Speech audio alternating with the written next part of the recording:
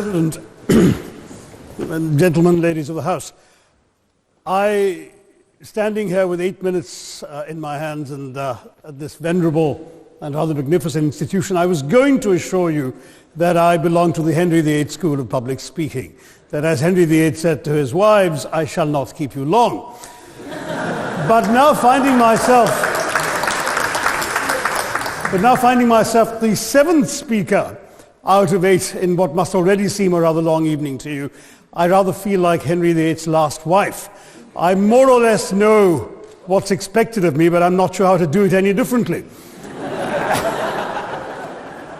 Perhaps what I should do is really try and pay attention to the arguments that were advanced by the opposition today. We had, for example, Sir Richard Ottaway challenging the very idea that it could be argued that the economic situation of the colonies was actually worsened by the experience of British colonialism. Well, I stand to offer you the Indian example, Sir Richard. India's share of the world economy when Britain arrived on its shores was 23%. By the time the British left, it was down to below 4%. Why? Simply because India had been governed for the benefit of Britain. Britain's rise for 200 years was financed by its depredations in India. In fact, Britain's industrial revolution was actually premised upon the deindustrialization of India. The handloom weavers, for example, famed across the world, whose products were exported around the world, Britain came right in. There were actually these weavers making fine muslin, light as woven air, it was said. And Britain came right in, smashed their thumbs, broke their looms, imposed tariffs and duties on their cloth and products, and started, of course, taking the raw materials from India and shipping back manufactured cloth, flooding the world's markets with what became the products of the dark and satanic mills of Victorian England. That meant that the weavers in India became beggars, and India went from being a world-famous exporter of finished cloth into an importer, went from having 27% of world trade to less than 2%. Meanwhile, colonialists like Robert Clive bought their rotten boroughs in England on the proceeds of their loot in India, while taking the Hindi word loot into their dictionaries as well as their habits.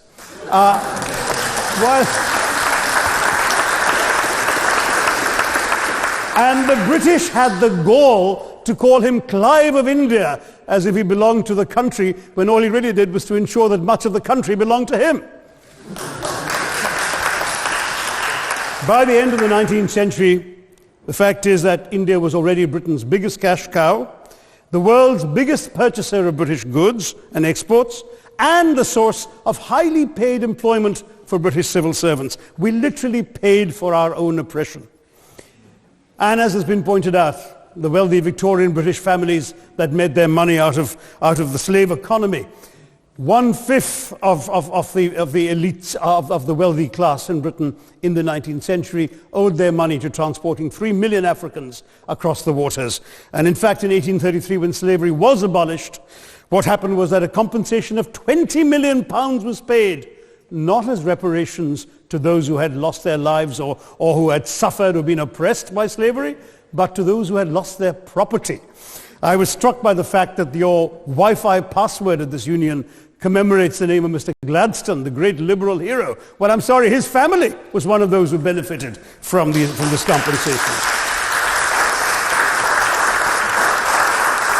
Staying with India, between 15 and 29 million Indians died of starvation in British-induced famines. The most famous example, of course, was the Great Bengal Famine during the Second World War, when 4 million people died because Winston Churchill, deliberately as a matter of written minuted policy, proceeded to divert essential supplies from civilians in Bengal to sturdy Tommies and Europeans as reserve stockpiles. He said that the starvation of anyway underfed Bengalis mattered much less than that of sturdy Greeks. This is Churchill's actual quote. And when conscience-stricken British officials wrote to him, pointing out that people were dying because of this decision, he peevishly wrote in the margins of the file, "Why hasn't Gandhi died yet?" So all notions that the British were trying to do their colonial enterprise out of enlightened despotism to try and bring the benefits of colonialism and civilization to the benighted heathen. I'm sorry, Churchill's conduct in 43 is simply one example of many that gave a lie to this myth. As others have said on the proposition, violence and racism were the reality of the colonial experience. And no wonder that the sun never set on the British Empire, because even God couldn't trust the English in the dark. Let me take World War I as a very concrete example, since the first speaker, Mr. Lee, suggested these things couldn't be quantified. Well, let me quantify World War I for you. Again, I'm sorry, from an Indian perspective, others have spoken of other countries. 1/6 of all the British forces that fought in the war were Indian. 54,000 Indians actually lost their lives in that war. 65,000 were wounded. Another 4,000 remained missing or in prison. Indian taxpayers had to cough up £100 million in that time's money. India supplied 70 million rounds of ammunition, 600,000 rifles and machine guns, 42 million garments were stitched and sent out of India, and 1.3 million Indian personnel served in this war. I know all this because, of course, the commemoration of the centenary has just taken place. But not just that, India had to supply 173,000 animals, 370 million tons of supplies, and in the end, the total value of everything that was taken out of India, India, by the way, suffering from recession at that time and poverty and hunger, was, in today's money, £8 billion. You want quantification? It's available. Second World War, it was even worse, 2.5 million Indians in uniform. I won't belabor the point, but of Britain's total war debt of £3 billion, in 1945 money, 1.25 billion was owed to India and never actually paid. Somebody mentioned Scotland. Well, the fact is that colonialism actually cemented your union with Scotland. You know, the Scots had actually tried to send colonies out before 1707. They'd all failed, I'm sorry to say. But then, of course, came union, and India was available, and there you had a disproportionate employment of Scots. I'm sorry, Mr. Mackenzie has to speak after me. Engaged in this colonial enterprise as soldiers, as merchants, as agents, as employees, and the earnings from India is what brought prosperity to Scotland, even pulled Scotland out of poverty. Now that India is no longer there, no wonder the bonds are loosening. Now, we've heard other arguments on this side. There's been a mention of the railways. Well, let me tell you, first of all, as my colleague, the Jamaican High Commissioner, has pointed out, railways and roads were really built to serve British interests and not those of the local people. But I might add that many countries have built railways and roads without having had to be colonized in order to do so.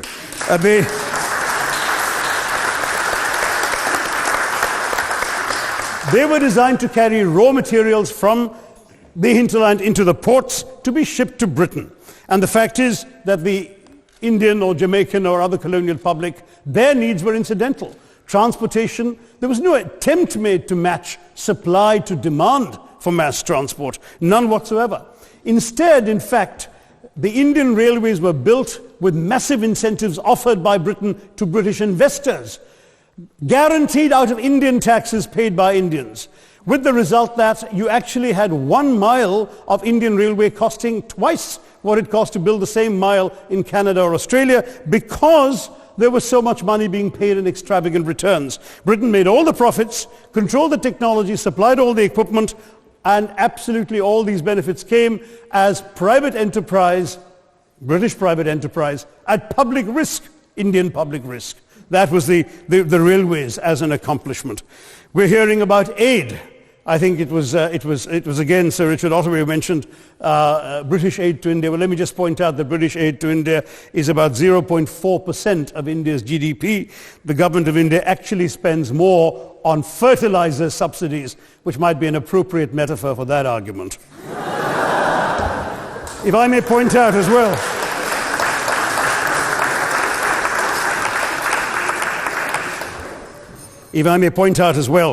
that as my fellow speakers from the proposition have pointed out, there have been incidents of racial violence, of loot, of massacres, of bloodshed, of transportation, in India's case even of one of our last Mughal emperor.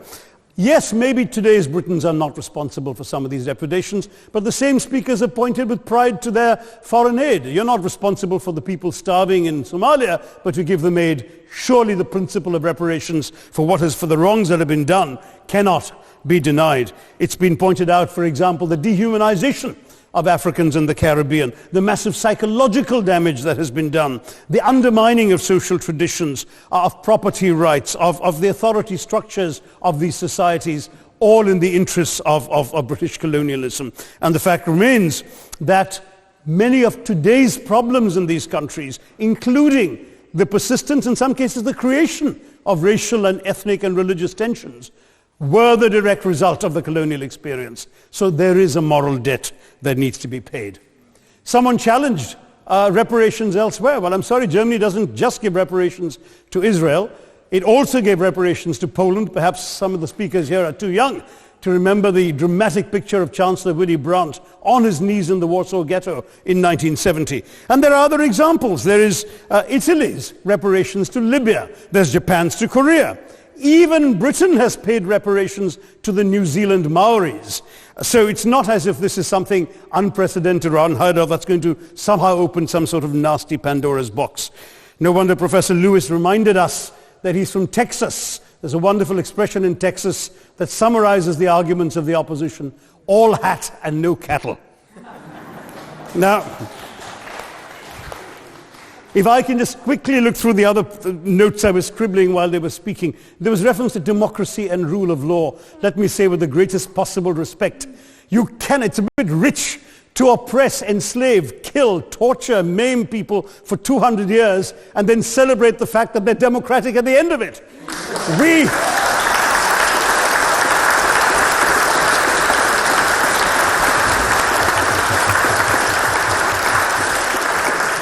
We were denied democracy, sir. We had to snatch it, seize it from you.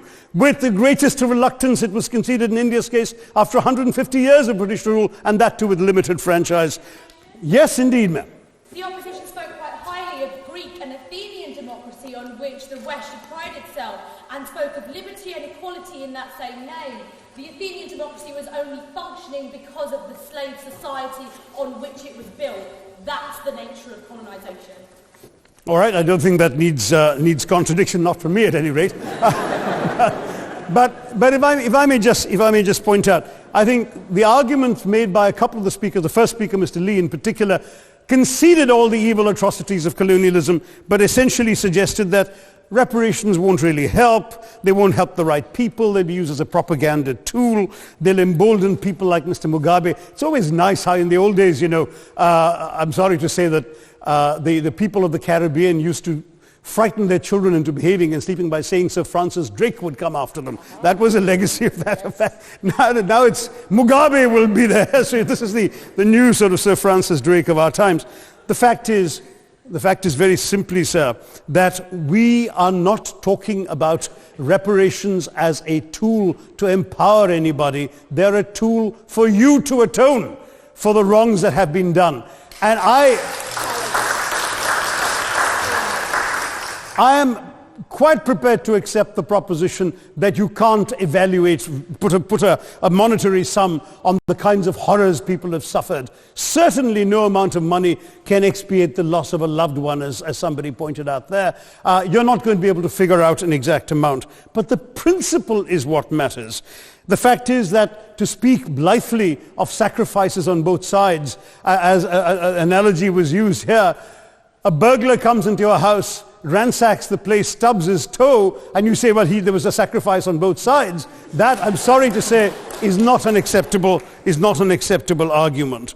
The truth is that we are not arguing specifically that vast sums of money need to be paid. The proposition before this House is the principle of owing reparations, not the fine points of how much is owed, to whom it should be paid. The question is there a debt? Does Britain owe reparations?